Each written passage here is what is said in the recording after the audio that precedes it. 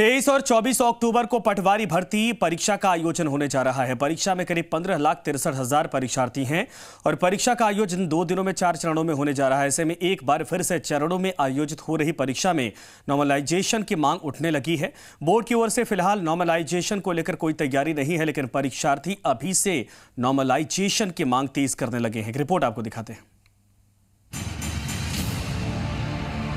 4 चरणों में आयोजित होने वाली पटवारी भर्ती परीक्षा में नॉर्मलाइजेशन की मांग तेज होने लगी है। ऐसा ही मामला साल 2018 में हुई एलटीसी परीक्षा में भी उठा था। केस कोर्ट तक पहुंच चुका था। दरअसल अभ्यर्थियों का कहना है कि 4 चरणों में होने वाली एक ही परीक्षा के लिए अलग अलग 4 क्वेश्चन पेपर बनाए जाते हैं, जिसमें पहला, दूसरा और तीसरा और चौथा पेपर हार्डनेस के क्रम में कम होता जाता है। अभ्यर्थी कहते हैं कि पहले चरण में एग्जाम देने वाले अभ्यर्थी की तुलना में दूसरे, तीसरे और चौथे चरण में अभ्यर्थी को पेपर का पैटर्न पता चल जाता है और क्वेश्चन पेपर लगातार सरल भी होता जाता है। अभ्यर्थियों ने साल 2018 में हुई एलडीसी परीक्षा में ही ऐसा ही होने की दलील दी थी। इसमें पहले सत्र की परीक्षा से 3 गुना ज्यादा अभ्यर्थी चौथे सत्र में पास हुए थे। इस बार फिर से पटवारी भर्ती परीक्षा में नॉर्मलाइजेशन की मांग उठने लगी है।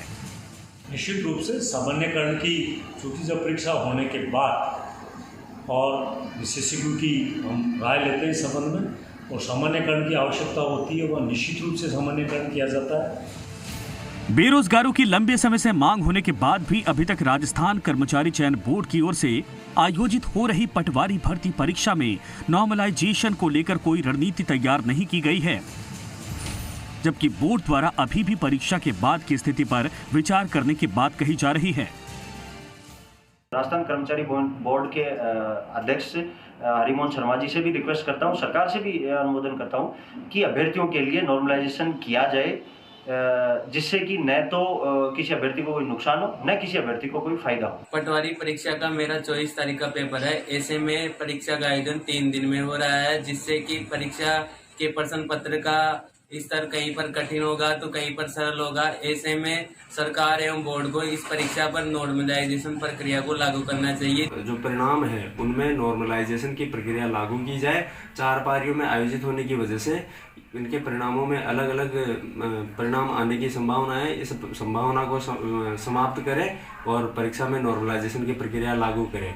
इससे सभी अभ्यर्थियों को लाभ मिलेगा और परीक्षा में विश्वसनीयता बनी रहेगी।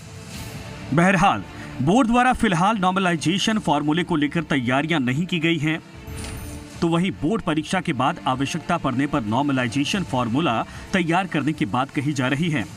लेकिन जब 2018 में एलडीसी भर्ती परीक्षा आयोजित हुई थी, उस वक्त भी नॉर्मलाइजेशन की मांग पुरजोर तरीके से उठी थी, लेकिन इस पर कोई कदम नहीं उठाया गया था। ललित कुमार, जी मीडिया, जयपुर।